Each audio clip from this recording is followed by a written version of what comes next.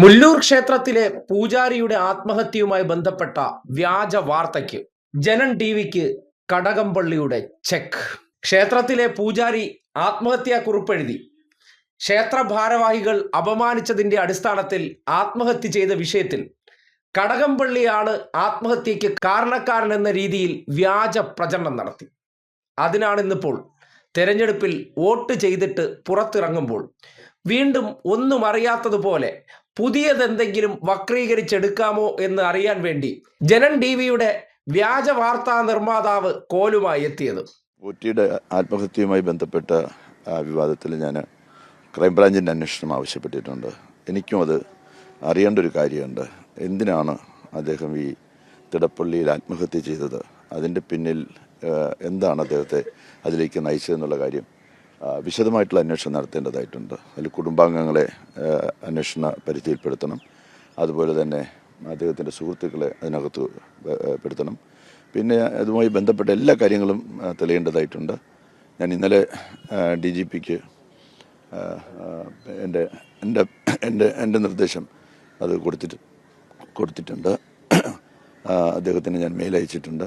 ഞാൻ ഇന്ന് വീണ്ടും അദ്ദേഹത്തോട് സംസാരിക്കുന്നുണ്ട്. ഇന്ന് തന്നെ ഉത്തരവ് പുറപ്പെടുവിക്കണമെന്ന് ഞാൻ അദ്ദേഹത്തോട് ആവശ്യപ്പെടും. അത് തന്നെ അതെ അത് അതിനെ സംബന്ധിച്ച് കൂടുതൽ ഞാൻ കൂടുതൽ ഞാൻ വിശദീകരിക്കുന്നില്ല. അത് അന്വേഷണം നടക്കട്ടെ. ക്രൈംബ്രാഞ്ചിൻ്റെ അന്വേഷണം വരുമ്പോൾ കുടുംബവും അതിനകത്ത് പെടും. അവരും പറയട്ടെ കാര്യങ്ങൾ. വേറെ എന്തെങ്കിലും ചോദിക്കാനുണ്ടോ?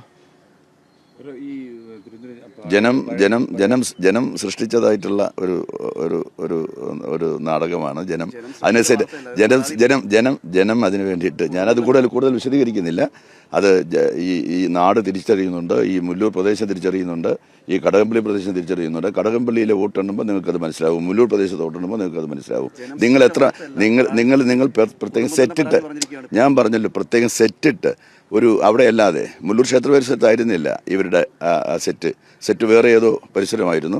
മുല്ലൂരിലെ പൂജാരി ആയിരുന്നില്ല അതിനുവേണ്ടി സംസാരിച്ചത്. ഒരിക്കലും ആ മുല്ലൂർ ക്ഷേത്രത്തിൽ വരാത്തൊരു പൂജാരിയായിരുന്നു.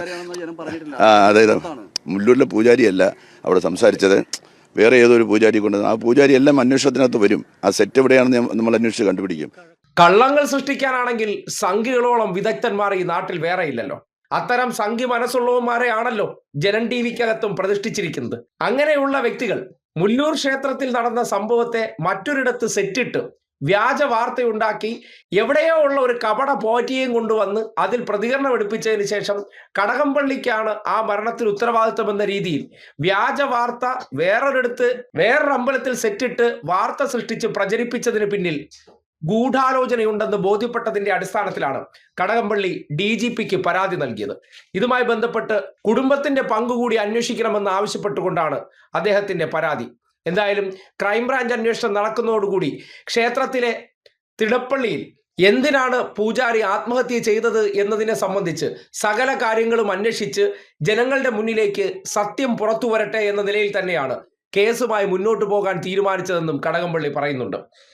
തെരഞ്ഞെടുപ്പ് വിജയിക്കാൻ മറ്റു മാർഗങ്ങളില്ലാതെ വന്നപ്പോൾ ജനങ്ങളുടെ ഇടയിലേക്ക് തെറ്റിദ്ധാരണ പ്രചരിപ്പിക്കാൻ ആ മണ്ഡലത്തിനകത്തെ ക്ഷേത്രത്തിലെ പൂജാരിയുടെ ആത്മഹത്യ പോലും വ്യാജമായ കഥ സൃഷ്ടിച്ച് മരണത്തിന്റെ വ്യാപാരികളായി ജനൻ TV ഉൾപ്പെടെയുള്ളവർ അതിനെ വോട്ടാക്കാൻ പരിശ്രമിച്ച വിഷയമാണ് ഇപ്പോൾ നിയമ നടപടിക്ക് മുന്നിൽ എത്തിയിരിക്കുന്നത്. ക്രൈംബ്രാഞ്ച് അന്വേഷണത്തിനായി നൽകിയ പരാതി DGP സ്വീകരിച്ചിട്ടുണ്ട്.